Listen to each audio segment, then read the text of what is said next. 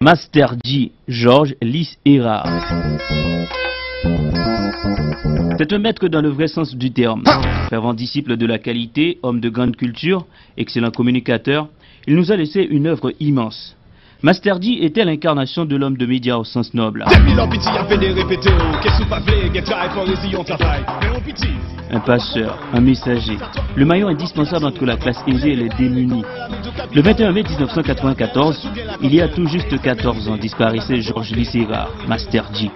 Lancé dans le sillage de son père, Robert Erard, à la radio familiale, Radio Port-au-Prince, à 16 ans, il maîtrisait déjà avec aisance le micro. Sa mère, Sita, voulait qu'il soit médecin, J ayant même bouclé sa première année à la fac de médecine. Mais le destin en a décidé autrement.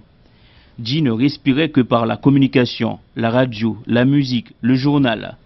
Fuyant Port-au-Prince, comme tous les jeunes de l'époque, pour se retrouver dans les grandes capitales européennes, il se dirige vers Paris, ville d'inspiration par excellence. C'est là qu'il s'installe et était devenu en peu de temps le DJ le plus respecté de la ville.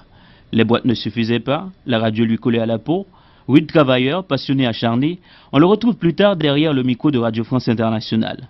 Il est d'ailleurs l'un des rares Haïtiens, sinon le seul, qui a fait des milliers de kilomètres jusqu'à Tokyo au Japon pour animer une émission sur les ondes d'une station nippone. Il n'y avait pas uniquement chez Master J ce désir de conquérir le monde, bien sûr à sa manière, mais comme tout bon fils, il aimait, et j'ai envie de dire, sa folie pour son Haïti adoré n'avait pas de borne. Après ses conquêtes européennes, asiatiques et même nord-américaines, il est revenu au bercail.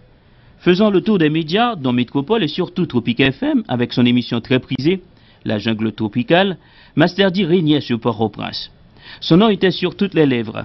Nous sommes dans la période de la fin 80-90. L'homme multipliait les projets. L'inventeur du rap à créole, sans oublier Soupadeno, Funky Connection et l'Irak, chaque rappeur haïtien aujourd'hui devait se souvenir de Master J. La Caraïbe tout entière, puisque Master J fut l'un des pionniers du vidéoclip dans la région en 1985. Et en série sur le gâteau, il fut le directeur de publication du magazine culturel le plus couru à l'époque dans la cité, avec ses complices de toujours, Ralph Boncy, Raphaël Féquière, Marc-Guillaume Lubin, Fritz et Gérald Calixte, Georges Léon Émile, Élie Jean. Il avait fondé le Tap Tap Magazine, qui n'est plus en circulation, mais qui continue, à l'instar de Master J, de vivre et de marquer les esprits 14 ans après sa disparition.